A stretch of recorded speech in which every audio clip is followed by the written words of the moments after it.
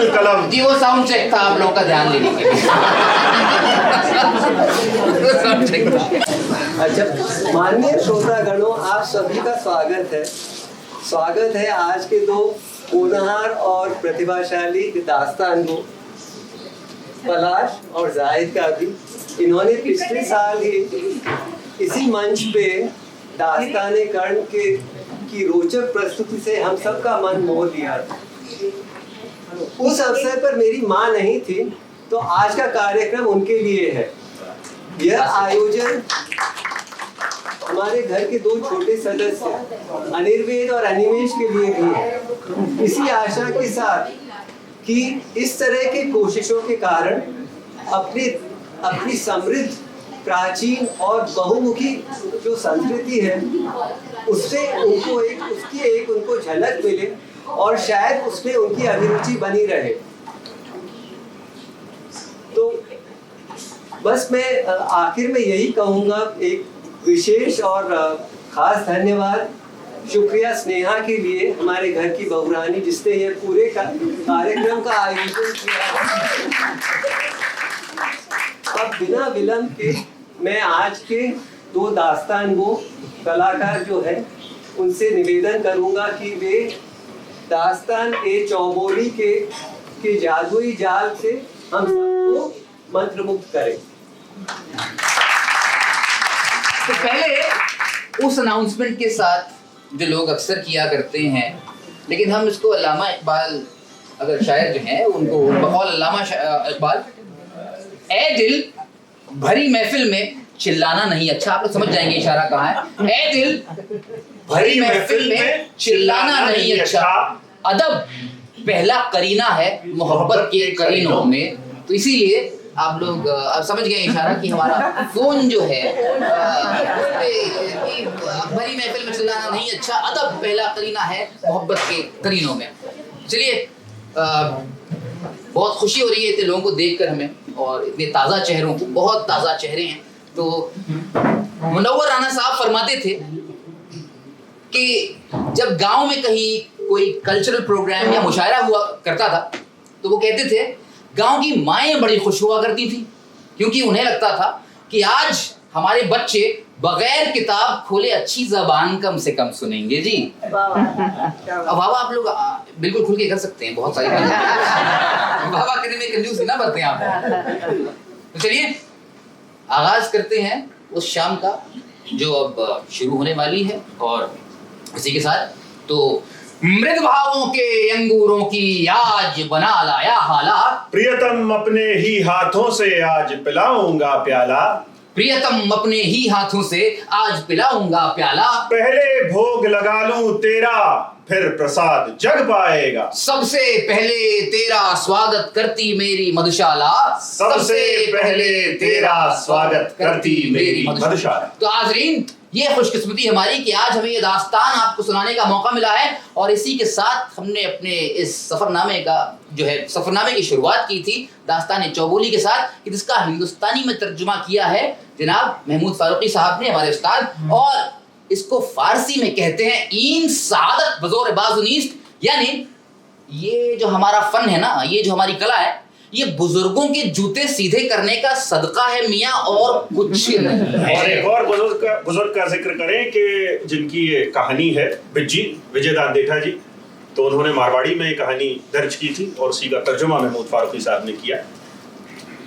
तो भगवान राम की कृपा बनी रहे ताकि चौबोली की दास्तान जो है बारंबार हर युग में, हर दौर में, हर जमाने में, हर खित्ते में ज़मान और मकान के तहत सुनी और सुनाई जाए। यहाँ पर भी शायद दावा कर सकते हैं आप लोग। तो करूं पहले तौहीद यज़दा रकम, झुका जिसके सजदे में अव्वल कलम, सरे लोह पर रख बयाज़े जबीन, कहा दूसरा कोई तुझसा नहीं, सबों का वही दीन और ईमान है, दिल है तमाम और वही जान है, किसी से बरावे न कुछ काम जान, जो वो मेहरबान हो तो कुल मेहरबान। अगरचे यहाँ क्या है और क्या नहीं, अगरचे यहाँ क्या है और क्या नहीं, पर उस बिन तो कोई किसी का नहीं, पर उस बिन तो कोई किसी का नहीं। कलम गो ज़बां अपनी लावे हजार, कलम गो ज़बां अपनी लावे हजार, लिखे किस तरह हमदे परवरदिगार, लिखे किस तरह हमदे परवरदिगार। तो ये दास्तान शुरू होती है उस वक्त से जब राजपूताने में एक ठाकुर शाह की अपने ठिकाने पर बहुत बड़ी रियासत थी। ठाकुर शाह अपने जमाने के परमवीर, शूरवीर, पराक्रमी योद्धा मशहूर थे। उनकी तीरंदाजी के किस्से और चर्चे दुनिया भर में जाहिर थे और वो जाड़ा, गर्मी, बरसात बिला नागा अपनी तीरंदाजी की मश्क करते थे। और वो कुछ यूं करते थे कि रोज सुबह उठकर ठकुराइन शाह का हाथ पकड़ते, उन्हें छत पर लेकर जाते और ठीक 108 कदम दूर से कमान साध कर जो तीर छोड़ते तो जन दन करता हुआ तीर जो है ठकुराइन की नथ के आर पार हो जाता। अजी एक नहीं, दो नहीं, तीन नहीं, पूरे के पूरे 108 तीर जन दन दन करते हुए ठकुराइन की नथ के आर पार। अजी ठकुराइन का गोरा रंग झुलस के काला पड़ गया, दाना पानी जिस्म को लगना बंद हो गया। उसे तो हर वक्त कानों में जन दन दन की आवाज सुनाई देती थी। तो हमें क्या बुरा था मरना अगर एक बार होता, लेकिन ये रोज का 108 बार का मरना कौन कमबख्त बर्दाश्त कर सकता है भला, आप ही कहिए। अच्छा, ऐसा नहीं कि ठकुराइन शाह ने कभी ठाकुर शाह से अपने मन की बात कही ना, पर ठाकुर शाह का कद इतना बाला और बुलंद था कि उनकी आवाज उनके कान तक पहुंचती नहीं। और जो कभी भूले भटके पहुंच भी जाए तो बमक के कहते हैं, अरे क्या बात करती हो, तुम्हारे कहने से हम अपनी मश्क छोड़ दें? अरे वो मर्द ही क्या जो अपने बीवी के कहे पे चले, वो मर्द नहीं बल्कि आलू और बैगन का भरता है भरता। मुझे माफ कीजिए, मैं तो एक अदना सी ठकुराइन हूँ, आपके मश्क के, आपके प्रैक्टिस के बिल्कुल काबिल नहीं हूँ। इस पे ठाकुर साहब जो है और बमकते और कहते, अरे तुम अदना कैसे हो सकती हो? तुम इतने बड़े ठिकाने के, इतने बड़े ठाकुर की इतनी बड़ी ठकुराइन हो। ये कह के जोर से ठहाका मार के हंसते और बहुत देर तक अपनी आवाज सुनकर खुश होते रहते। ठकुराइन बेचारी ज़ारो कतार रोती रहती। आखिर 7 फेरे जो लिए हैं उन्होंने ठाकुर साहब के साथ, अब जिंदगी जो है उनको तमाम ऐसे ही गुजर बसर करनी थी। तो एक दिन क्या हुआ कि ठिकाने के मैनेजर की भतीजी ठकुराइन से मिलने आई। उसने जो ठकुराइन का गोरा रंग कुमलाया हुआ देखा, सांवला पड़ गया देखा, उससे और रहा न गया। उसने आखिरकार उससे पूछ लिया कि क्या बात है। हाय हाय जीजी, ये क्या हाल बना रखा है? गोरा रंग झुलस के काला पड़ गया है, सूख के कांटा हो गई हो, आंखें तुम्हारी धसके चली जा रही हैं अंदर। अरे कुछ तो बोलो, कुछ तो मुंह से फूटो। पहले तो ठकुराइन ने उससे कुछ न कहा, लेकिन जब भतीजी का इसरार जारी रहा तो उसने आखिरकार 108 तीर वाली रुदाद उसे बता ही दी। और जिसे सुनकर भतीजी का चेहरा एकदम सख्त हो गया। कहने लगी, हाय हाय जीजी, अगर मेरा शौहर मेरे साथ ऐसा करे ना तो मैं उसकी नाक में नकेल कस दूं। अरे घोड़े का चारा पिसवाऊं, पैर का धुवन पानी पिलाऊं और मुश्के कसवा के मसहरी के इर्द गिर्द 7 चक्कर लगवाऊं। अब ये बात जो है ठकुराइन के जिगर में जाकर लगी तीर की तरह। पर साहब वो कर भी क्या सकती थी? अरे बड़े लोगन की औरतन का तो यही काम है ना कि घूंघट काढ़ के अपने शौहर के पीछे चलते जिंदगी भर। अब क्या हुआ कि पूस का महीना था, जाड़े की कड़कड़ाती ठंड, पूर्णिमा का चांद अपने पूरे आबोताब से जलवागर था। ठाकुर साहब अपने रंग महल में दाखिल हुए और निखरी निखरी चांदनी में ठकुराइन शाह को देखकर उनके मन में एक मासूम सा ख्याल आया। हाय, इस चांदनी रात में नथ से तीर निकाले जाएं तो क्या? अब ख्याल आ ही गया तो ठहरना कैसा, लपक के नीचे गए, ठकुराइन से अपनी मंशा जाहिर की। ठकुराइन बेचारी पहले ही लिहाफ में दुबकी हुई थी, ये बात सुन के और अंदर दुबक गई। मन में उसके ख्याल आया कि भाई माना इनका निशाना जो है वो दिन की रोशनी में कभी नहीं चूका है, पर रात की गारंटी कौन ले? अरे माना कि इनका निशाना नहीं चुका है कभी, लेकिन रात की गारंटी कैसे ली जा सकती है? अरे चांदनी रात क्या इसलिए होती है कि तीर चलाए जाए? अरे ये तो इसलिए होती है कि नजरे नजरों पे तीर चलाएं, दिल दिल दिल से गुफ्तगू करे। और ये मर्दुआ चांदनी रात का इस्तेमाल नथ से तीर निकालने के लिए करा जाता है। अब उनसे रहा न गया, अपने आप को सहज करते हुए ठाकुर साहब से बोली, मेरी मानो तो तुम रोज अपना निशाना चूक जाते हो। जिस दिन तुम्हारा तीर मेरे जिगर के पार होवे सो अपनी मंजिल को पहुंचे। पर हमेशा की तरह ठकुराइन शाह का ये व्यंग बाण ठाकुर शाह के सर के ऊपर से निकल गया। के बोले, क्या बात करती हो? अरे ठकुराइनों के खौफ दिखाती हो, राजपुतानियों के डर दिखाती हो, चलो। ये कहकर उनका हाथ पकड़ा, छत पर जाकर खड़ा किया, 108 कदम दूर गिन के गए और तीर जो है कमान से साध के उन्होंने छोड़ा तो जन करके तीर ठकुराइन की नथ के आर पार। साहब, एक नहीं, दो नहीं, तीन नहीं, पूरे के पूरे 108 तीर जन जन दन दन ठकुराइन की नथ के आर पार। अब ठकुराइन की हालत तो खराब थी। उन्होंने अपना जी कड़ा किया, बड़ी हिम्मत बांधी और आखिरकार ठाकुर साहब से कह ही दिया। वो ठिकाने की मैनेज की भतीजी आई थी, कह रही थी कि उसका शौहर अगर उसके साथ ऐसा करे तो वो उसके नाक में नकेल कस दे, घोड़े का चारा खिलवाए, पैर का धोन पानी पिलाए और मुट्ठे कसवा के मसेरी के इर्द 7 चक्कर लगवाए। क्या? ऐसा मैं नहीं, वो कह रही थी। ठाकुर साहब के गुस्से का पारावार न था। कहने लगे, अरे इतनी मासूम सी आदत का कोई इतना बुरा मान सकता है? कहाँ है वो बदमाश लड़की? अभी उसके पास जाऊंगा, उससे ब्याह करूंगा और उसकी नथ से 108 नहीं बल्कि 208 तीर निकालूंगा। ये कह के वो दन से नीचे अपने उतरे जीने से और अपने घोड़े पर बैठे और टक टक करते हुए ठिकाने के मैनेजर के यहाँ पहुंच गए। अब ठिकाने के मैनेजर को जब ये बात पता चली कि जनाब ठाकुर साहब ठिकाने के मालिक उसके घर आधी रात को आ धमके हैं, तो उसके तो हवास बाख्ता लरसते हुए पत्ते की तरह ठाकुर साहब के सामने गया और कहने लगा, हुजूर, माई बाप, हमसे कोई गलती हुई है। ठाकुर साहब कुछ न बोले, गुस्से से चहलकदमी करते रहे। उनके साथ जो एक मुसाहिब आया था, उसने ठिकाने के मैनेजर के कंधे पे हाथ रख और उसे भतीजी की पूरी रुदात बता डाली। अब जो है ये सुन के मैनेजर का चेहरा उतर गया, उसने बुलवा भेजा भतीजी को। बुलाओ भतीजी को बुलाओ। और जो भतीजी आई तो उस पे बम के, क्यों री बाबरी, बड़े लोगन के घर जाके ऐसी उलझलूल बातें करते हैं, चल माफी मांग। साहब, उस लड़की की चंचलता देखिए, कमाल देखिए कि बड़े अल्हड़पन के साथ उसने कहा, ऐसी कौन सी बड़ी बात कह दी मैंने? मेरी शादी तुम अभी उनसे करवा दो, मैं अपनी बात अभी सच करके दिखा देती हूँ। अब साहब, मैनेजर हाथ जोड़ के माफी मांगता रह गया, पूरा खानदान हाथ जोड़ के माफी मांगता रह गया, पूरा गांव हाथ जोड़ के माफी मांगता रह गया। लेकिन ये जो बड़े लोग हैं वो छोटों की गलतियों को माफ कर दे, ऐसी दुनिया ऊपर वाले ने बनाई नहीं है। तो जब कोई बात ना बनी तो मैनेजर ने कहा, हुजूर माई बाप, इस लड़की के माँ बाप तीर्थ यात्रा को गए हैं, जो लौट आएंगे तो उनसे पूछकर आपको इत्तला कर दूंगा। इस पर ठाकुर साहब और बम के और कहने लगे, हम इस रियासत के क्या लगते हैं? माई बाप लगते हुजूर। हम इस लड़की के क्या लगते हैं? बाप लगते हुजूर। तो हम जब बाप अगर कह रहे हैं कि हमारी शादी इससे करा दो, तो तुम बीच में बोलने वाले कौन होते हो?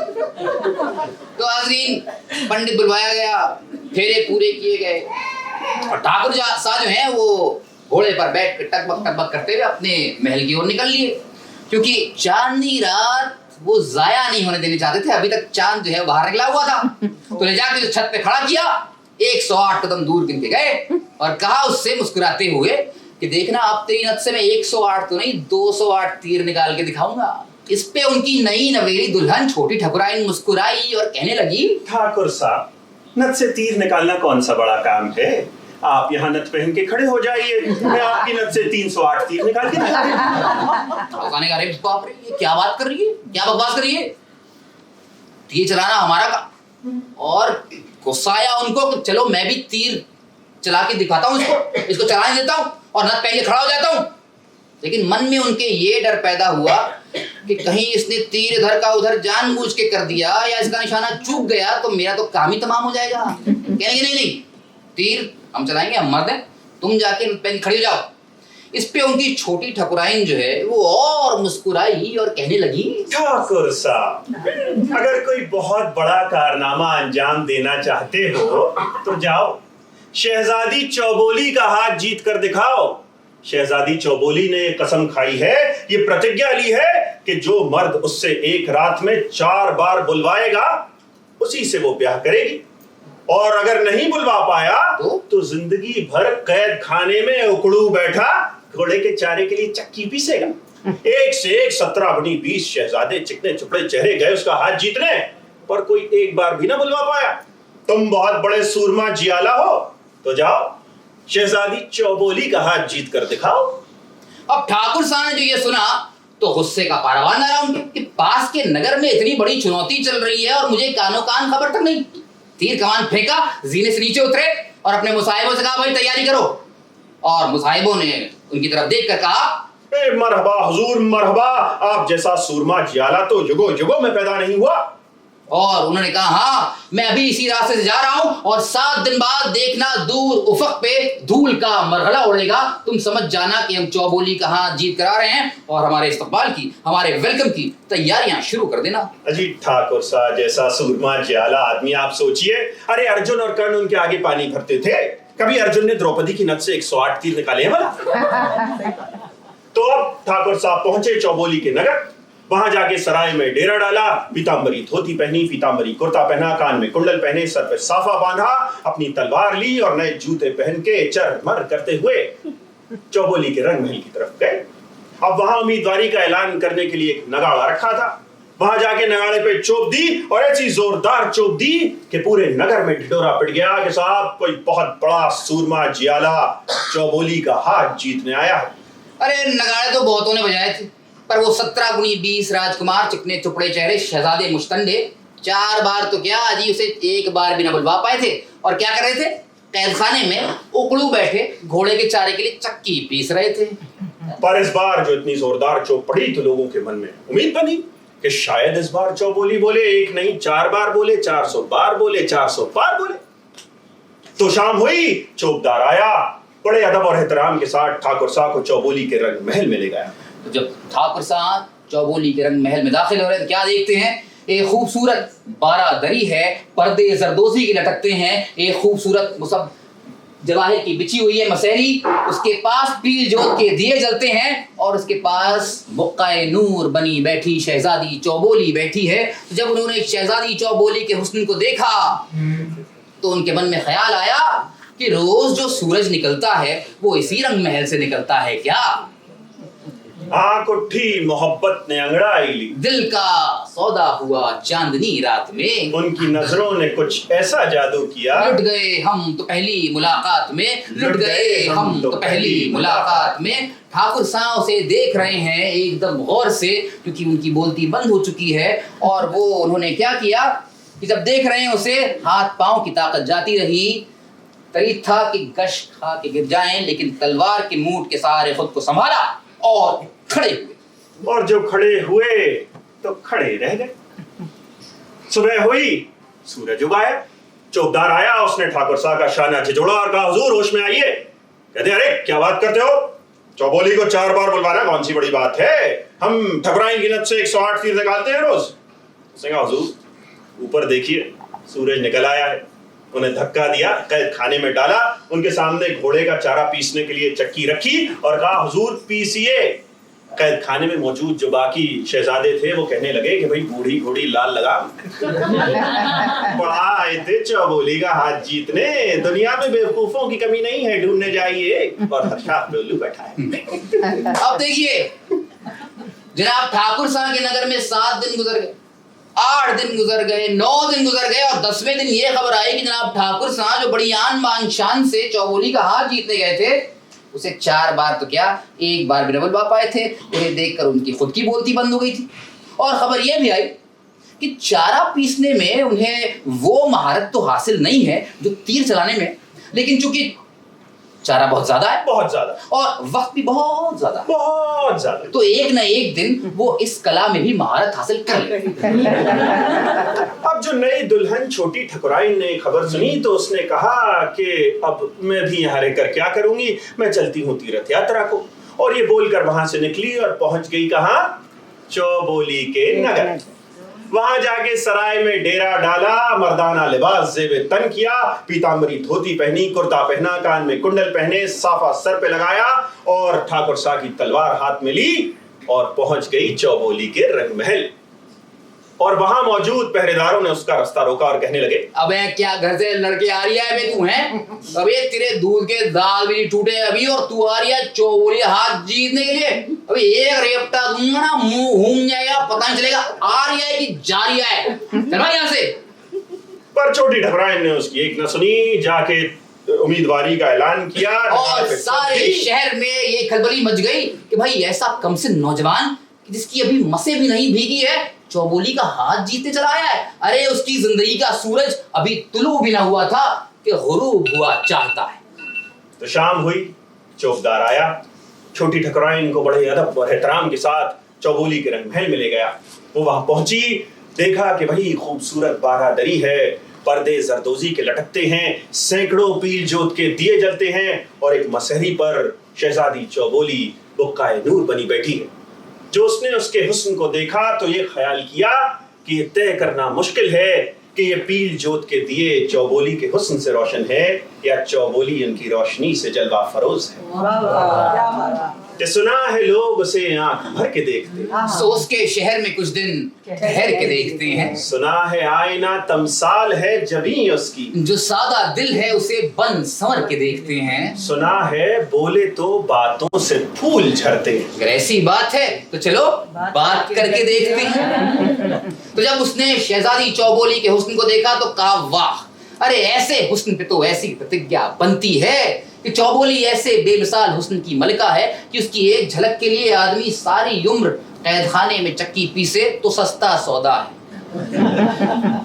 और ये सब सोचने के बाद वो आलथी पालथी मार के चौबोली के सामने बैठ गई और कहा कि मैं एक कस्सागो हूँ, कहानियां सुनाता हूँ, पर कहानी सुनने और सुनाने का एक कायदा होता है, एक तरीका होता है कि इसमें हुंकारा भरना होता है।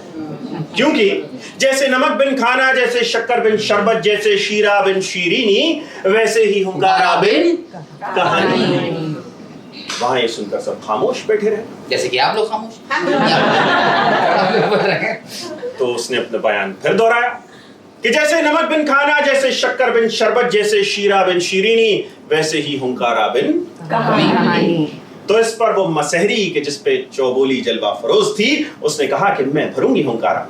जैसे ही हुंकारे का मसला तय हुआ, कस्सागो ने अपना बयान शुरू किया। तो गुलगुरा कशारे यारज़े शाहिदे बयां इस तरह फरमाते हैं कि एक नगर में एक बार बहुत बड़े पंडित जी ज्ञानी महाराज रहा करते थे। रोज सुबह उठकर नहा धोकर कपड़े बदल कर अपने शिष्यों को, अपने भक्तों को, अपने चेलों को प्रवचन दिया करते थे। और एक दिन उन्होंने ऐसे ही कहा कि मित्रों, इस देश में एक से एक अजीब नायाब अजूबे घूम रहे हैं कि नहीं घूम रहे हैं, जो देखने में एकदम साधारण लोग की तरह होते हैं, आम इंसान की तरह होते हैं, लेकिन उनके पास जाइए तब पता चलता है कितने बड़े अजूबे हैं।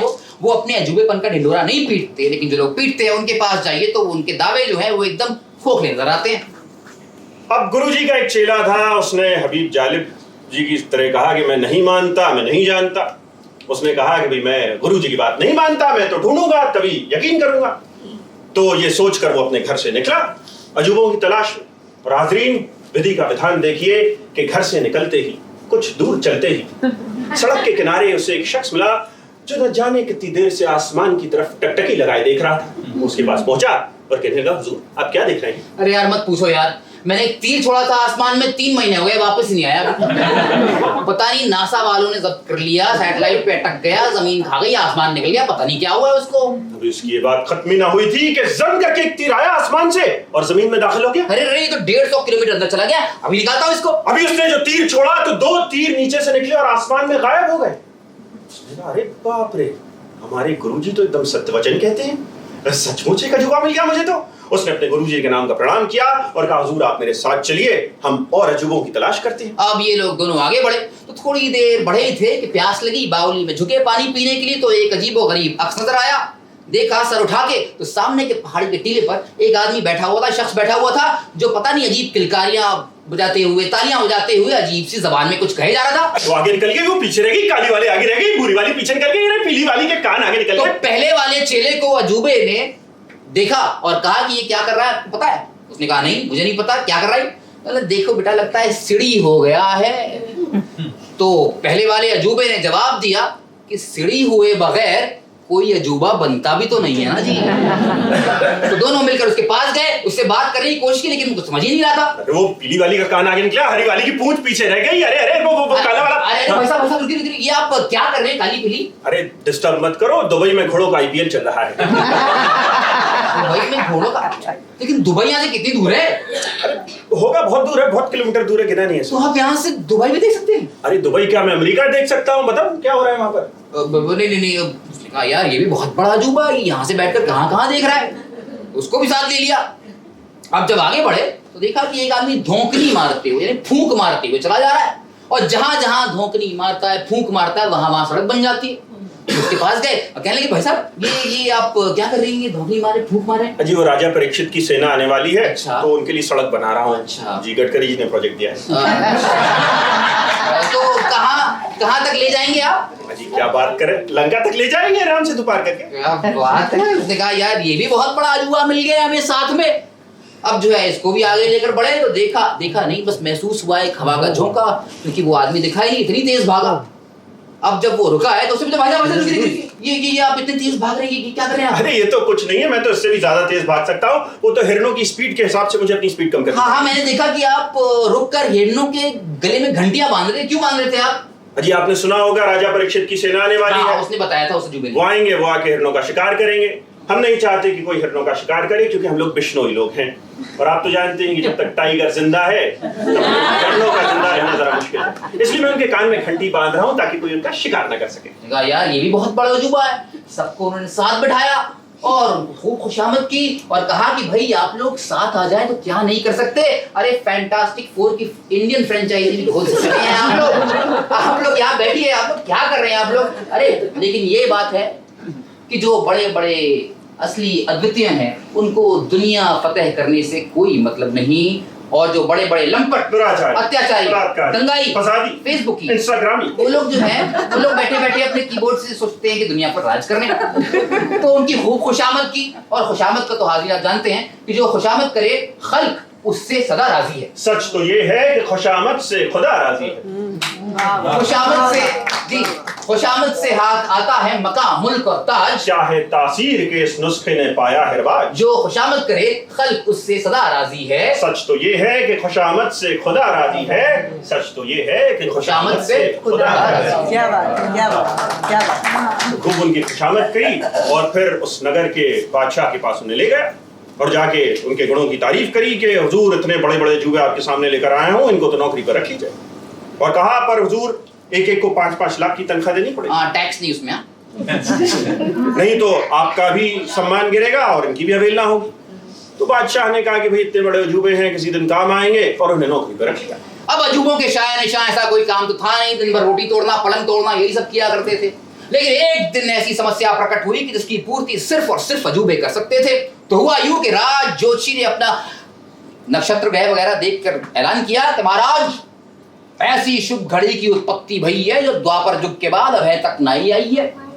यदि तुम बिन के खजाने से भेजो किसी को एक हीरा लाने जो कोहिनूर से भी बड़ा है और ला के वो हमारे हाथ धर दे तो तुम्हारे कुल में 100 साल को राजयोग है। जय जमुना मैया की।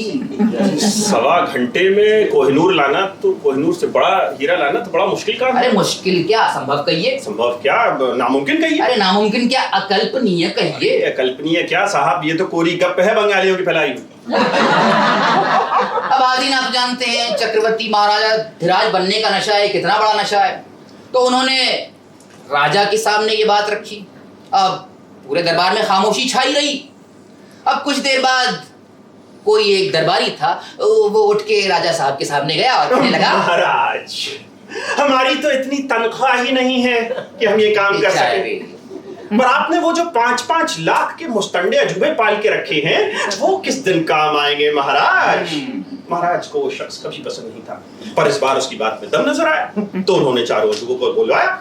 अब जो उनके सामने समस्या रखी गई तो दौड़ने वाले अजूबे ने कहा कि महाराज ये कौन सी बड़ी बात है, 1.25 घंटे के अंदर तो मैं टहलते चहलकदमी करते हुए 5-6 चक्कर लगाऊं। और जो नौकरी मारकर रास्ता बनाने वाला अजूबा था उसने कहा महाराज मैं अभी फूंक मारता हूँ, एक रास्ता बन जाएगा यहाँ से कुछ कुछ की तरफ, वहां पर जहाँ पर से जा रहे हैं ये पास वाले राज्य में जहाँ जा रहे हैं वहां पर तक बन जाएगा, एक रास्ता बन जाएगा अच्छा सा बड़ा, उसमें चहलकदमी करते हुए जाएंगे, चले आएंगे, पता भी नहीं चलेगा कब आ गए। अब जो देखने वाला अजूबा है उसने कहा हुजूर मुझे तो यहाँ से हीरा साफ नजर आ रहा है, चमक क्या बोताब है माशाल्लाह। अब जो तीर चलाने वाला अजूबा है उसने कहा कि महाराज वो जब वहां से लौट रहे होंगे, वहां की सेना ने अगर इन पे हमला कर दिया तो मैं यहीं से तीर चलाऊंगा, उनको वहीं हलाक कर दूंगा, पता भी नहीं चलेगा कुछ किसी को। अभी उसकी बात खत्म ही ना हुई थी कि वो भागने वाला अजूबा वहां ऐसा गायब हो गया जैसे गधे के सर से सींग। और जो देखने वाला अजूबा है उसने बयान शुरू किया। महाराज वो रास्ते में है, रास्ते में जा रहे हैं, वो कुछ पहुंच गए, कुछ पहुंच के वहां पर हीरा निकाल लिया उन्होंने, पता नहीं वहां के पहरेदार सोते रहते किन बात की तनख्वाह मिलती है उनको पता नहीं। महाराज वो वापस आ रहे हैं, वापस आते हुए रास्ते में है, रास्ते में रुक क्यों गए महाराज क्या पता नहीं, नहीं वो तो नहीं है, लेकिन महाराज वो पेड़ के नीचे सुस्ताने के लिए रुक गए, पेड़ के नीचे सुस्ताने के लिए रुक गए। महाराज उनकी तो नींद लग गई है और मैं क्या दे रहा हूँ महाराज, ये उनके पास में एक सांप है, अगर सांप ने उनको डस लिया ना तो हम सबकी मेहनत बेकार हो जाएगी। महाराज कुछ कीजिए। तीर चलाने वाले ने देखने वाले से कहा कि आप मुझे बताइए कि वो कहाँ है सांप, मैं अभी यहाँ से तीर चलाऊंगा और सैलाब कर दूंगा। ये काम करते। तो उसने कहा कि हुजूर आप यहाँ से शुमाल की ओर 3 डिग्री का कोण बनाइए, वहां से 3 डिग्री राइट की तरफ, 4 डिग्री लेफ्ट की तरफ, आप तीर को ले जाके जो यूं यूं यूं करके छोड़ेंगे तो तीर सीधा सांप के फन पे लगेगा। अजी इसकी बात खत्म ही ना हुई थी कि तीरंदाज ने जन से तीर छोड़ा, तीर सीधा सांप के फन पर लगा, सांप चौड़ा के गिरा, उसकी पूंछ भागने वाले अजूबे के ऊपर पड़ी, वो हड़बड़ा के उठा, उसने कहा अरे मैं यहाँ क्या कर रहा हूँ, मुझे तो दरबार में होना चाहिए था। अजी उसके मन का एक ख्याल भी खत्म ना हुआ था कि वो दरबार में पहुंच भी गया। अब जब वो दरबार में पहुंचा है तो आधे दरबारी जो हैं उसे देखकर जल गए और आधे जो हैं वो अश अश कर उठे। महाराज ने मुस्कुरा के रानी की तरफ देखा।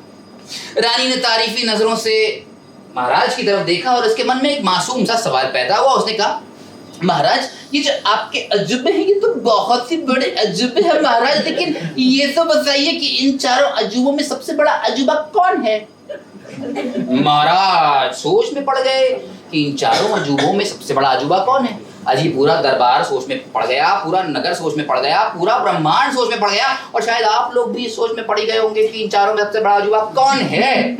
इस पर जो मसहरी थी उसने कहा कि इसमें से सबसे बड़ा अजूबा, अब मसहरी से उसने कहा किस्सागो ने कि बोले मसहरी कि इन चारों में से सबसे बड़ा अजूबा कौन है?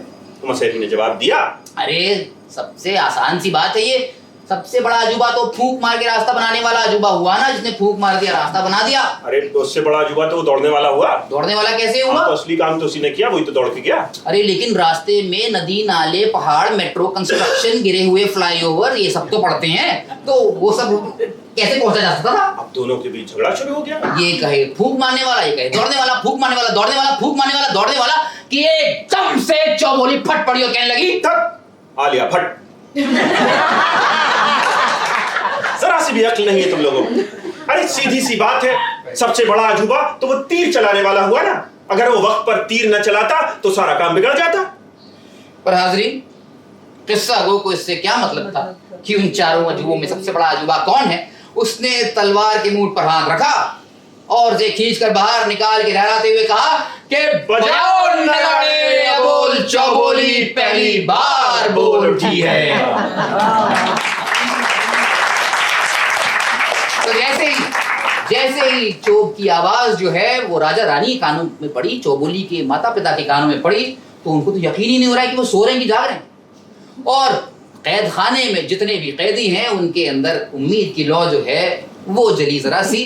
अब उन्हें लगने लगा कि भाई अब तो हमारी आज़ादी के दिन जो है वो अब दूर नहीं है। वो सोचने लगे कि हम जब यहाँ से बाहर निकलेंगे तो क्या क्या करेंगे। हम जब बाहर निकलेंगे तो हम उगते हुए सूरज को देखेंगे, हम चांद का नजारा लेंगे, हम नदियों को कलकल करते देखेंगे, हम पक्षियों का कलरव सुनेंगे, हम फूलों को खिलते देखेंगे, हम भंवरों को मगन होते देखेंगे, हम विक्टोरिया मेमोरियल जाएगा, कुतुब मीनार जाएगा। तो उनको लगा कि भाई अब तो हमें यहाँ से आजादी मिलेगी, इस अंधकार से आजादी मिलेगी, इस प्रतिज्ञा से आजादी मिलेगी, आजादी। अब रात का 1 पहर गुजर चुका है। अब मसहरी की इतनी हिम्मत तो थी नहीं कि हुंकारा भर सके, चौबोली उससे बड़ी नाराज। तो अब फिर हमारे कस्सागो ने अपना बयान शुरू किया कि अगर कोई हुंकारा भरने को तैयार हो तो इस बार ऐसा किस्सा सुनाओ जो सुनकर आप इंस्टाग्राम पे शेयर करें। तो चौबोली के गले में जो जड़ाऊ हार था उसने कहा कि भाई मैं भरूंगा हुंकारा। तो जैसे ही चौबोली को पता चला कि हुंकारा देने के लिए हार आमादा है, उसने अपने हार को निकाला और जमीन पर पटक दिया। अब चौबोली का हार कहने लगा कि मुझे ये शर्फ मिला कि मैं चौबोली के गले की जीनत बनूं। कल और भी बेहतर आएंगे मुझसे बेहतर सजने वाले, और मुझे ये शर्फ मिला कि मैं उसके गले की जीनत बना रहा इतने वक्त तक, तो मैंने हुंकारा भरने का वचन दिया है और मैं अपने वचन से नहीं फिरूंगा, वरना लोग कहेंगे कि चौबोली का हार अपने वचन से फिर गया। तो चौबोली की बदनामी ना हो ये मुझे चाहिए। तो जैसे ही हुंकारे का मसला तय हुआ, बात फिर से शुरू की किस्सागो ने कि गुलगुना कशाने आरज़े शाहिदे बयां इस तरह फरमाते हैं कि एक नगर में बहुत बड़े सेठ जी रहते थे। अरे अदानी से भी बड़े सेठ, अंबानी से भी बड़े सेठ, सेठों में सेठ, करोड़पति, अरबपति, खरबपति। अब सेठ जी की शादी हुई। अब शादी हुई तो अपने घर लौट रहे थे, तो बीच रास्ते में उन्हें एक पंडित जी मिले। उन्होंने कहा सेठ जी महाराज, अरे ऐसी शुभ घड़ी की उत्पत्ति भाई है, जो द्वापर युग के बाद त्रेता युग में भी अभी तक नहीं आई थी। तो आप सुनिए, आप यहाँ से जो है दूर निकल जाइए, एक शहर बताते हैं, वहां पर जाके आप व्यापार कीजिए तो आपके हाथ कुबेर को खजाना लग जाएगा और जय यमुना मैया की अभी निकल जाइए आप। अब ये सुनकर सेठ जी का तो चेहरा खिल गया कि भाई नई दुल्हन साक्षात लक्ष्मी बनकर आई है, इतना बड़ा मौका मिला है। अब उन्होंने कहा मैं स्वागरात भी न मनाऊंगा, सीधे उस शहर को जाऊंगा और व्यापार करूंगा। ये सुनकर सेठानी पर तो घड़ों पानी पड़ गया। अब सेठानी जब ये सुना तो उसने इंतजार की कि भाई आपको जाने की क्या जरूरत है, और कम से कम सुहागरात तो मनाकर जाइए। आपके पास भगवान की दया से इतना कुछ है कि साथ पुश्ते बैठकर खा सकती हैं, आपको भी जाने की क्या जरूरत है। तू पैसा पैसा करता है, क्यों पैसे पे तू मरता है। तो उन्होंने कहा कि तुम बेकार की बातें करती हो, कल को तुम ही मेरे पास आओगी कि आईफोन आ गया नया, आईपैड आ गया नया, और ये आ गया और वो आ गया, और इतनी सारी फरमाइशें लाओगी। पैसा कभी भी पूरा नहीं होता, हमेशा कम होता है। पैसे के आबोताब को तुम क्या जानो, पैसे का आबोताब सूरज की रोशनी से भी तेज होता है। तो पहले तो उनको लगा कि उनके साथ मजाक किया गया है, वो कुछ दिन में आके इसे चौंका देंगे। लेकिन फिर दिन जब हफ्तों में तब्दील होने लगे और हफ्ते महीनों में बदल गए, तब उनको जाकर यकीन हुआ कि भाई वाकई मुझे जो ये जवानी है सूनी सेज पर गुजारनी है, वाकई मेरा पति मुझे इन सुहागरात के वक्त छोड़कर चला गया है। तब उन पर यह बात जाहिर हुई कि दुनिया में रिश्ते नाते संबंध का कोई मोल नहीं, सबसे बड़ी चीज है पैसा। कि पैसा ही रंग रूप है, पैसा ही माल है, पैसा ना हो तो आदमी चरखे की माल है, पैसे ही का फकीर के दिल में ख्याल है, पैसे ही का अमीर भी करता ख्याल है, पैसा ही फौज, पैसा ही जाहो जलाल है, पैसे ही का ये तमाम रंगो जमाल है, पैसा ही रंग रूप है, पैसा ही माल है, पैसा न हो तो आदमी चरखे की माल है, पैसा न हो तो आदमी चरखे की माल है। अब कुछ दिनों में सेठानी सेठ जी की गैर मौजूदगी की आदी हो गई। अब एक रोज वो अपनी बालकनी में आकर अपने बाल सुखा रही थी कि एकदम से सामने वाली अटारी जो थी जहां ठाकुर साहब रहते थे वहां के, वो एकदम से प्रकट हुआ। तो सेठानी ने ठाकुर साहब को देखा, ठाकुर साहब ने सेठानी को देखा, और बहुत देर तक दोनों एक दूसरे को देख रहे हैं, देर तक अपलक एक टक जड़वत। अब कई हफ्तों तक जब मामूल चला तो आखिरकार सेठानी ने ठाकुर साहब से कह ही दिया कि हाय कब तक तन्हा रहें अब हम, और कब तक ये दूरी सहे हम। इस पर ठाकुर साहब ने कहा कि देखो मैं ऐसा करता हूँ कि मैं तुम मेरे पास चली आओ। उसने कहा नहीं नहीं, मैं तो मेरी सास ननद सब ताने देंगी मुझे, मैं कहाँ से ऐसी दुनिया की नजरों से बच, मैं तो सांस भी लूं तो मेरी सास को खबर लग जाती है। देवरानी ननद जेठानी सब जो है मेरी फिराक में रहती है, आप ही तो जतन कीजिए ना। तो उन्होंने कहा कि मैं ऐसा करता हूं, मैं एक सुरंग खुदवाता हूं तुम्हारे कमरे से लेकर अपने घर तक, और तुम उस सुरंग के रास्ते से चली आना। अब ये कहकर उन्होंने सुरंग का काम शुरू करवा दिया और जल्द ही सुरंग का काम पूरा हो गया। पर उस नगर में एक चोर रहता था जिसका नाम था खपड़ियाऊ। अब खपड़ियाऊ ने सोचा कि भाई इस बात का जैसे ही उसे पता चला, उसने कहा कि भाई बेटा अच्छा मौका है, मैं जाऊंगा और सेठानी जब सुरंग से जा रही होगी तो उसके जेवरात लूट लूंगा, और बदनामी के डर से वो किसी से कुछ कह भी ना पाएगी कि इतनी आधी रात को कहाँ गई थी कि चोरी हो गई। तो अब वो दिन आया कि जब सुरंग का काम मुकम्मल हुआ, सेठानी ने 16 श्रृंगार किए, हाथ पांव महावर से रंगे, पोर पोर छल्ले पहने, लहंगा गंगाम का पहना, चुनरी सुर्ख रंगी ओढ़ी, मांग में सिंदूर भरा, पट्टियां पार के काजल आंखों में लगाया, कानों में मुर्कियां और झुमके, हाथ में पहुंचियां, पैरों में कड़े, और पैरों की 10 उंगलियों में अनवट बिछुए पहनकर चली गोरी पी के मिलन को चली। अब साहब जब वो उस सुरंग के रास्ते से जा रही थी तो उस वक्त उसे वो तारों भरे आसमान से भी ज्यादा रोशन लग रही थी। दिल उसका पुलकित था, चिर उल्लसित था, आत्मा तल्लीन थी, और जीने का रास्ता तय करते हुए जब वो ऊपर पहुंची तो क्या देखती है, ठाकुर साहब लेटे हुए हैं और एक दासी उनके पैर दबाती है। तो जब दासी ने इन्हें सेठानी जी को सजे सवरे देखा तो मफहूम भाग गई, उठकर चली गई। सेठानी जब उनके पास पहुंची तो सोचा कि ठाकुर साहब को क्या जगाए अब, और जाके खुद उनके पैर दबाने लगी कि एकदम से ठाकुर साहब बोले, जा बेटी जाके सो जा। अब ये सुनकर सेठानी के हाथ जहां थे वही जमे रह गए।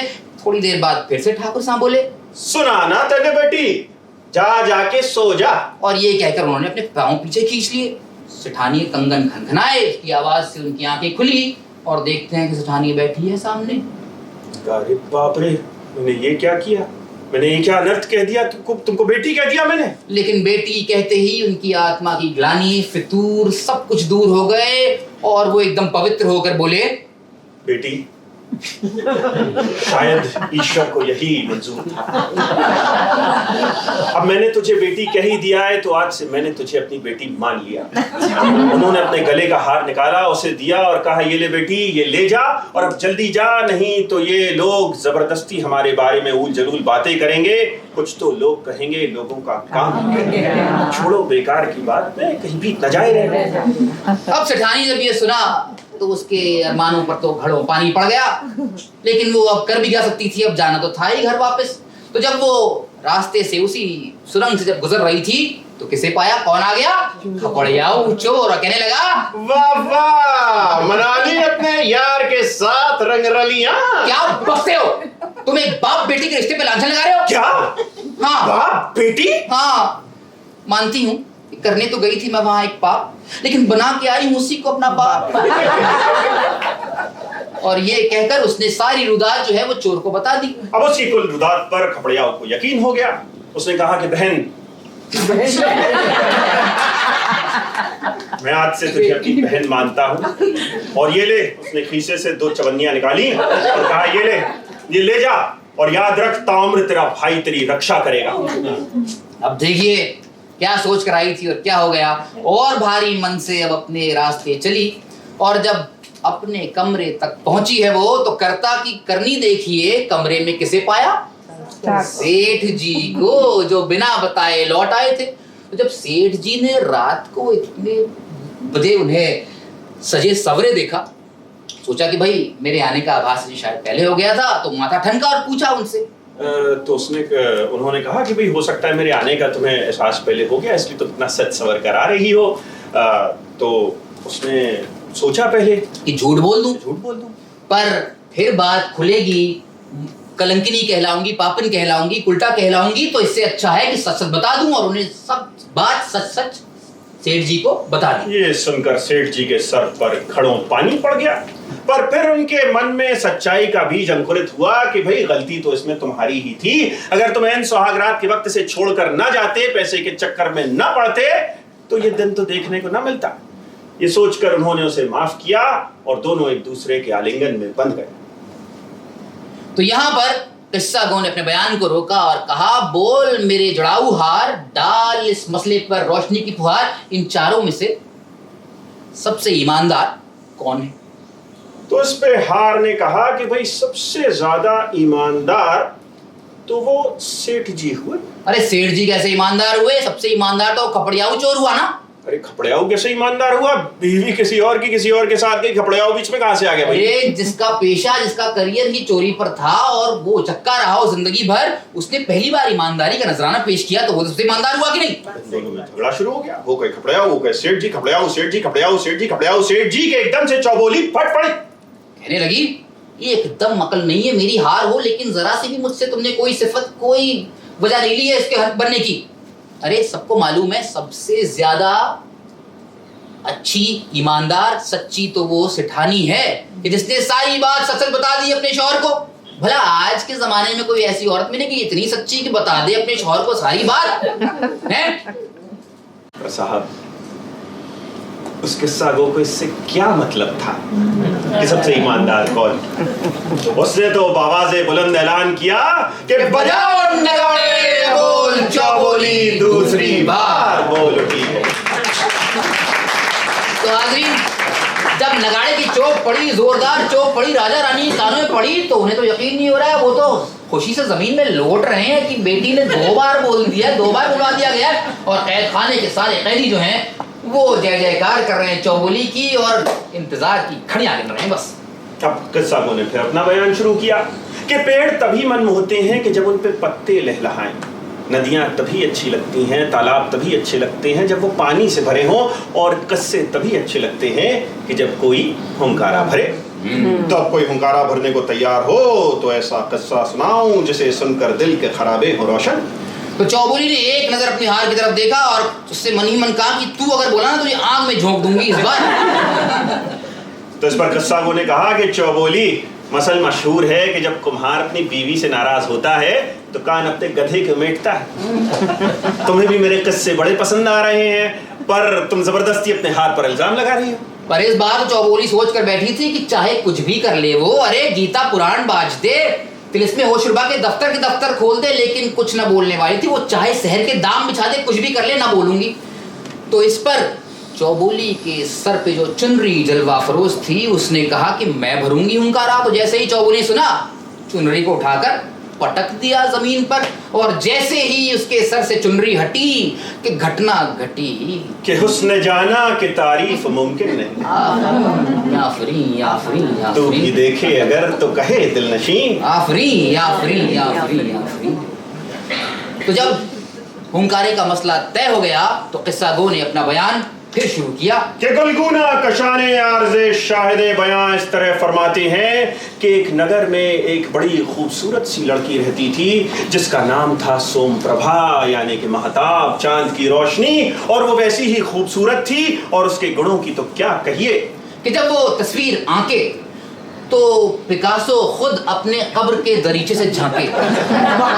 जब वो नृत्य करे तो नटराज स्वयं बैठकर आह भरते रह जाए। जब वो गाने पर आए, गुनगुनाए, तो फिजा में बहार आ जाए, फूल खिल जाएं।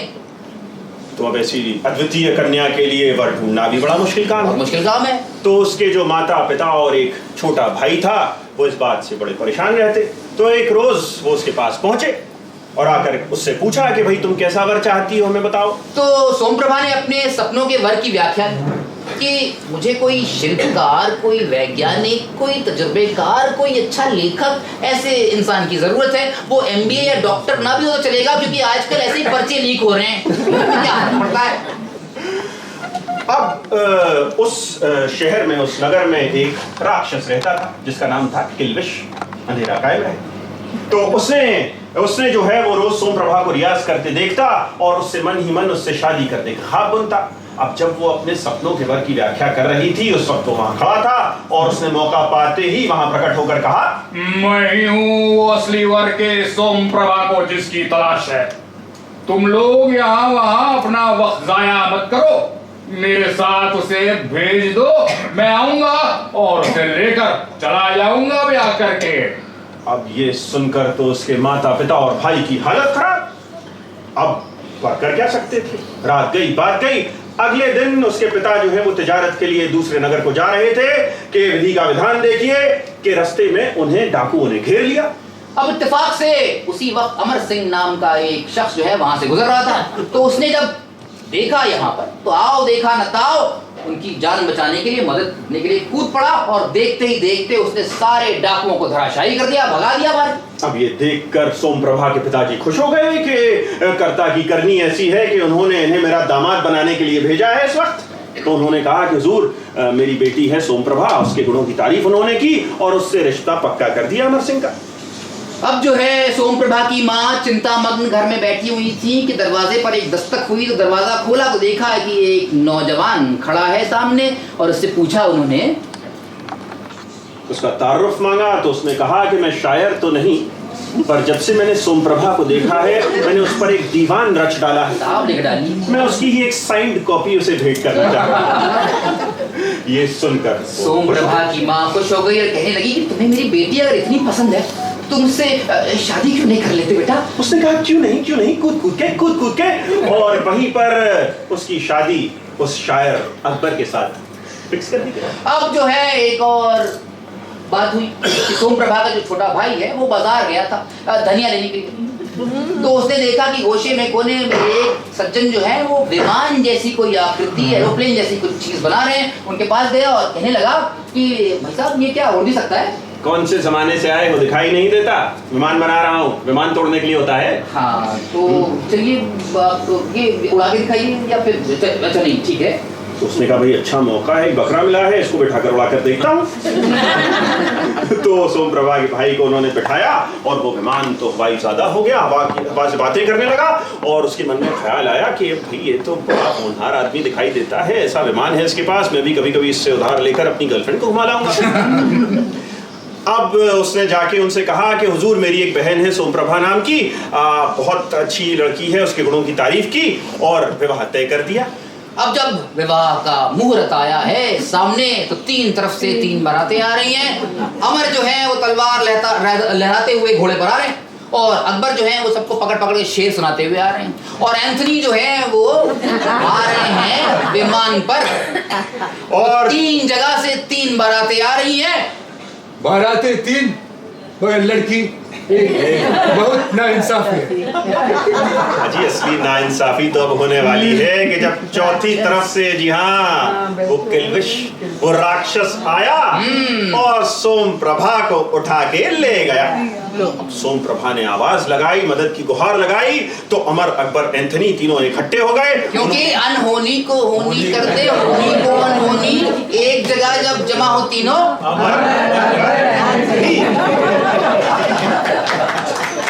अब अमर ने कहा कि भाई मुझे अगर कोई वहां पहुंचा दे उस किल्विश राक्षस के पास, तो मैं उसे हराकर सोमप्रभा को वापस ले आऊंगा। एंथनी ने कहा कि मैं पहुंचा देता हूं आपको, लेकिन मेरे पास पता तो नहीं है, कहां से पता चलेगा इसके? तो अकबर साहब ने कहा कि भाई जहां न पहुंचे रवि, कहां पहुंचे कवि।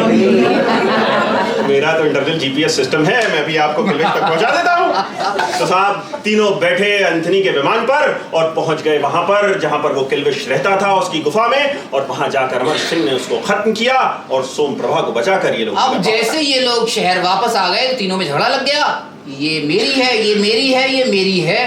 तो तीनों उसका पति बनने जो है उसके लिए उतावले हो गए, और तीनों कहने लगे कि हम इसके असली वर हैं। सबने दावा किया कि मैं। अब यहाँ पर हमारे किस्सा गो ने अपना बयान रोका और कहा कि बोल मेरी चुनरी, इन तीनों में से उसका असली वर कौन है? तो चुनरी ने कहा भाई सीधी सी बात है, असली वर तो वो अपना अमर सिंह हुआ। अरे अमर सिंह कैसे, एंथनी हुआ ना, वो लेकर चला गया वहां पर, वही हुआ। अरे पर असली लड़ाई तो सबसे बहादुरी का काम तो अमर सिंह ने किया कि वो जो किल्विश से लड़ा। अरे विमान उतार नहीं जाते कैसे? अरे तो पर गया तो वही ना लेकर। अरे विमान का क्या है, वो उबर ड्राइवर को 5 स्टार दी जाती, बेटी थोड़ी दी जाती है। तो अमर ने बचाया जो। अब दोनों में झगड़ा लग गया, ये कहे कि अमर, वो कहे एंथनी, अमर एंथनी, अमर एंथनी, अमर एंथनी के एकदम से चौबोली फट पड़ी। बेवकूफ हो तुम लोग, जरा सी भी अकल नहीं है तुम लोगों में। अरे वीरता का क्या है, वो तो उम्र के साथ ढल जाती है। और बाकी अपना ये जो एंथनी है विमान वाला, उसको ठीक है, उसके साथ कभी उस विमान में बैठना हो तो बुला लिया जाएगा, उससे विवाह थोड़ी किया जाएगा।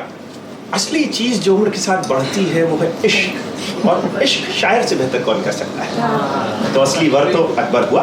पर हाजरीन, किस्सा गो को इससे क्या मतलब था कि तीनों में से उसका असली वर कौन है? उसने तलवार के मुंह पर हाथ रखा और कहा कि बजाओ नगाड़े, अबोल चौबोली तीसरी बार।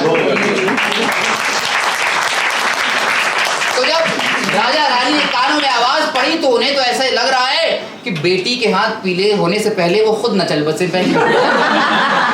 अब इतनी ज्यादा बात हो गई कि अब कैद खाने में जो कैदी हैं वो अब उतावले हो रहे हैं, बहुत जय जयकार हो रही है, और उसी कैद खाने में उकड़ू बैठे ठाकुर सा जो है उनके तो सीने पे सांप लौट रहा है कि भाई कौन ऐसा आया है इंसान जो चौबोली को मेरे नाक के नीचे से ले जा रहा है, और मैं क्या कर रहा हूँ कैद खाने में बैठ के चक्की पिसिंग एंड पिसिंग एंड पिसिंग। तो निकल आया मशरक से आफताब, हुआ रोशन फिर से जहाने खराब, रात के 3 पहर गुजर चुके हैं। अब किस्सा गो ने फिर अपना बयान शुरू किया कि कोई हुंकारा भरने को तैयार हो तो ऐसा किस्सा सुनाऊं जो सुनकर आप खुश हो जाएं। तो इस पर वहां पर जो पील जोत का दिया था उसने कहा कि मैं भरूंगा हुंकारा। ये सुनकर चौबोली के गुस्से की इंतहा न थी, उसने फूंक मारा और वो दिया बुझ गया। अब जैसे ही दिया बुझा उसके पीछे से एक बैरिटोन आवाज आई, मैं अंधकार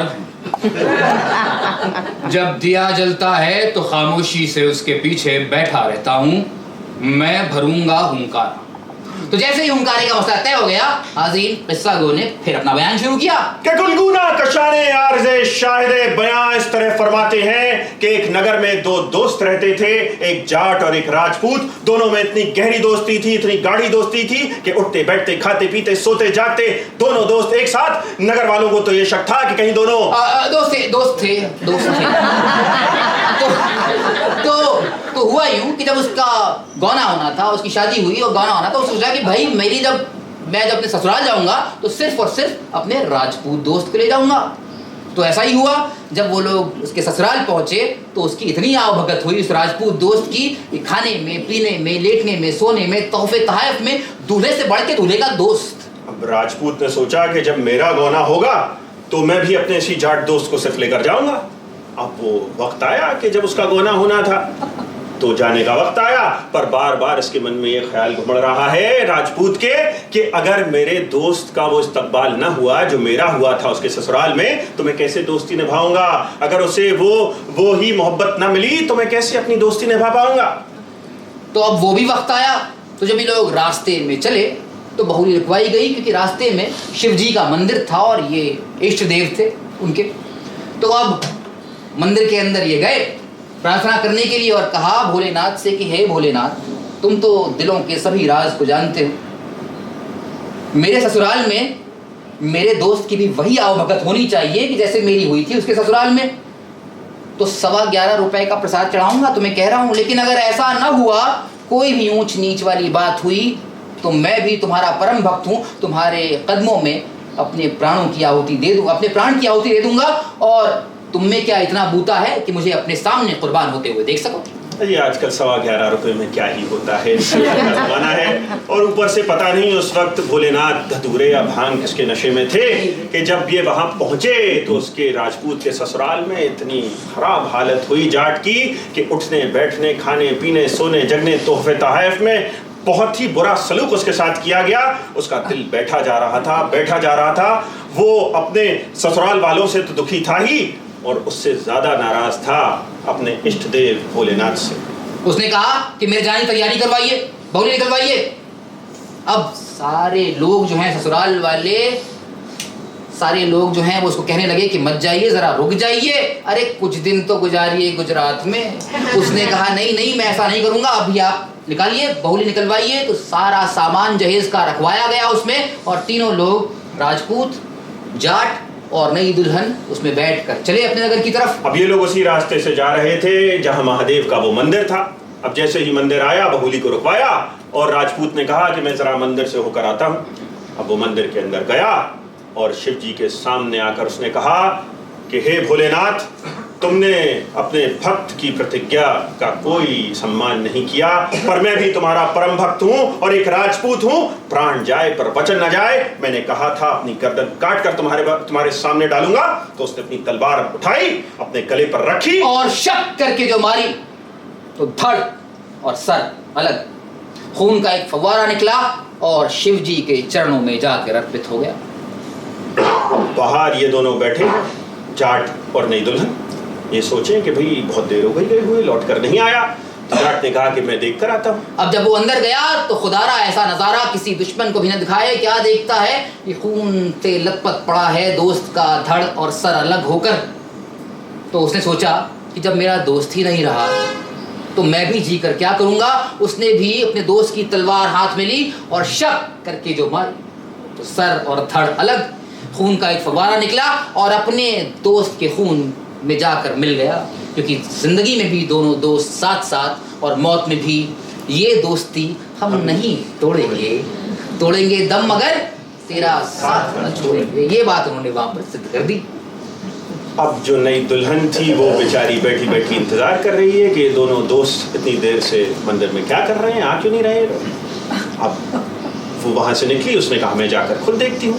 और जो मंदिर के अंदर पहुंची तो खुदारा ऐसा नजारा किसी राक्षस दिल को भी ना दिखाए कि दोनों के शरीर खून से लथपथ, सर अलग पड़े हैं, धड़ अलग पड़े हैं। करीब था कि गश खा के नीचे गिर जाए, बेहोश हो जाए। उसने किसी तरह से अपने आप को संभाला और ये सोचा कि अब क्या मुंह लेकर अपने घर जाऊंगी, लोग तो यही कहेंगे कि आते ही अपने पति को खा गई। तो उसने अपने पति की तलवार उठाई, अपनी गर्दन पर रखी और एकदम से मां पार्वती प्रकट हुई और कहने लगी रुक जा बेटी रुक जा।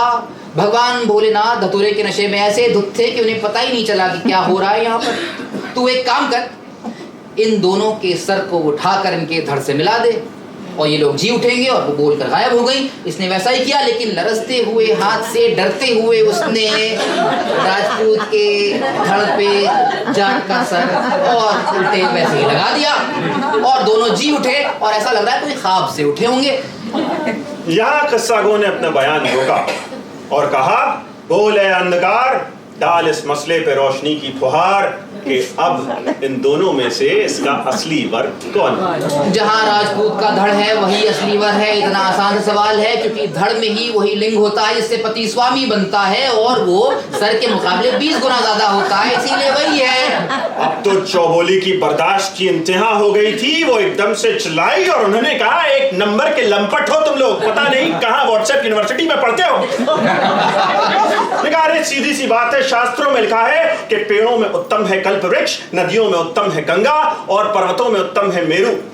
वैसे ही इंसान के शरीर में सबसे उत्तम अंग है उसका मस्तिष्क, क्योंकि सारी इंद्रियों का वास वहां होता है। तो असली पति तो उसका असली वर तो वही हुआ जहां उसका सर है राजपूत का। पर हाजरीन, किस्सा गो को इससे क्या मतलब था? दोनों में से उसका असली वर कौन था? उसने तलवार को निकाला और बाबा ने बुलंद ये नारा लगाया घुमाते हुए,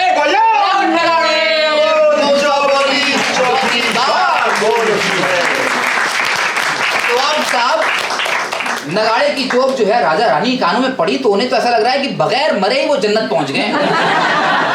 और कैद खाने में जितने सारे कैदी थे इतने वक्त से कैद, उन्हें तो अब लगा कि भाई अब बस कब निकले, और अब निकले तब निकले।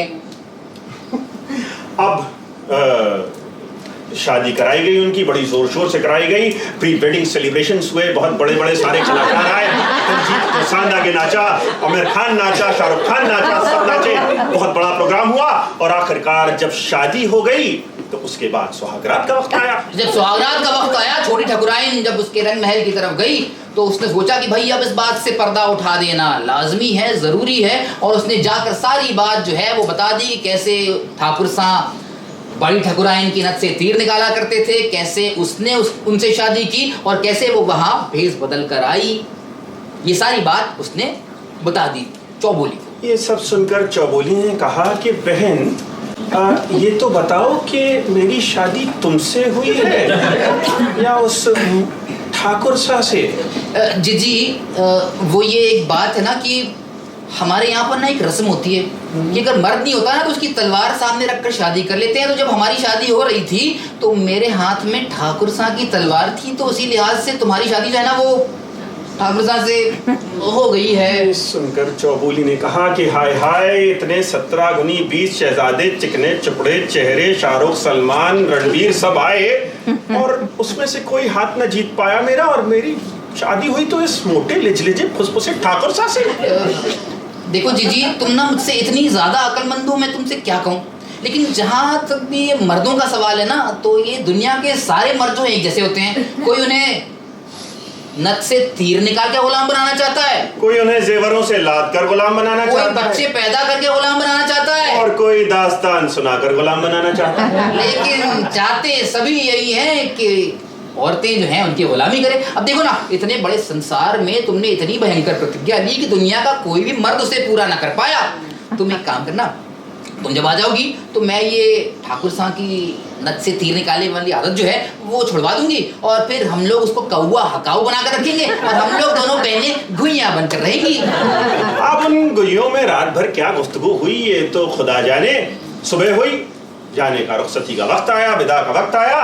तो छोटी ठकुराइन ने कहा कि भाई कैद खाने में एक मोटे से ठाकुर साहब पड़े होंगे, उन्हें उठा कर जहेज में शामिल कर। अब एक चौकीदार उन्हें उठा कर लाया और जहेज में शामिल कर दिया। अभी लोग बहुलियां लेकर निकले आगे। अब जैसे ही बीच रास्ते में पहुंचे तो उसे लगा कि अब इस राज पर से पर्दा उठाने का वक्त आ गया है, ठाकुर साहब को बता दिया जाए सच के बारे में। अब ठाकुर साहब को जैसे ही खबर मिली कि भाई चौबोली से उनकी शादी हो गई है तो उन्हें तो बिल्कुल यकीन नहीं हुआ, वो लगे बेहोश होने। वहीं पर उसने रोक लिया।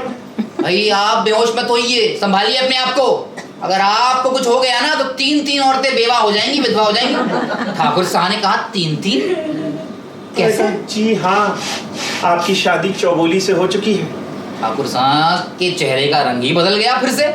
उसने कहा पर ठहरिए जरा, ऐसे नहीं, पहले वो शर्त पूरी करनी है। ठाकुर साहब ने बड़ी मासूमियत से पूछा, शर्त? कौन सी शर्त? घोड़े का चारा पिसवाना है, पैर का धवन पानी पिलाना है, मुश्क के कसबा के मसहरी के इर्द गिर्द 7 चक्कर लगवाने हैं। अब वो लोग वापस अपने नगर पहुंचे और वहां जाकर बेचारे ठाकुर साहब ने चीज पास्ता समझ के घोड़े का चारा गप गप खा लिया, टपसी समझ के पैर का धुआं पानी पी लिया और मुश्के कसवा के मसहरी के इर्द गिर्द कटरीना जैसी दुल की चाल में 4-7 चक्कर लगा लिए और ये सब करके कहा कि खुदारा ये बात इस कमरे के बाहर ना जाए वरना मेरी मर्दानगी पे पट्टा लग जाएगा। अब जब कुछ वक्त बाद ठाकुर साहब चौबोली को लेकर अपने नगर पहुंचे तो उसके बाद कुछ वक्त बाद चौबोली के माँ बाप ने सारा राजपाट जो है चौबोली को सौंप दिया और चौबोली ने ठाकुर साहब को। लेकिन अब सारा कुछ जो हुआ करता था राज्य में वो चौबोली और छोटी ठकुराइन की मदद से ठाकुर साहब वो सारे फैसले लिया करते थे और आगे चल के बहुत सुखी राजा कहलाए वो। नाज़रीन, 100 बात की एक बात के जितने भी अरस्तु फरस्तु सिकंदर विकंदर हैं सबके पीछे किसी ना किसी महिला का हाथ जरूर है कि जैसा आदि शंकराचार्य भी कहते हैं कि बिना शक्ति के शिव में स्पंदन भी नहीं हो सकता। नाज़रीन, हमने आपको चौबोली के 4 किस्से सुनाए, 4 स्पंद सुनाए और हमें आशा है आपको सुनाए हों और आप आगे भी इन किस्सों को लोगों को सुनाएं ताकि ये कारवां चलता रहे और दास्तान गोई की का फन जो है वो ऐसे ही बढ़ता रहे।